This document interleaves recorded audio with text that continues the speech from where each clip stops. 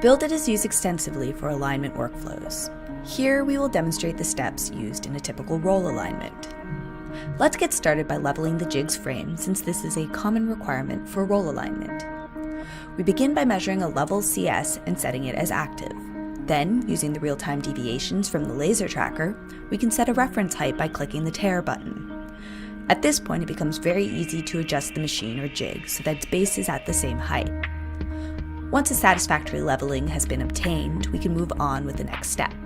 To get started with the actual alignment of the rolls, BuildIT allows users to quickly record cylinders by inspecting the rolls in their initial unaligned state. We can then easily create annotations showing the deviations between the rolls' endpoints along the X and Z axes. We then edit the geometries directly in the model so that the roll is square with the coordinate system.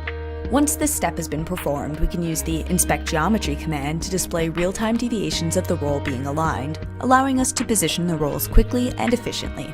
This command allows us to set tolerances directly, giving us feedback in real time about the roll's alignment. BuildIT offers flexible and powerful reporting capabilities, enabling you to include information on actual and nominal geometry, as well as custom views of your models. BuildIT also provides an easy and convenient way of relocating a new instance of the tracker. These workflows can also be automated using BuildIT's powerful automation module. To learn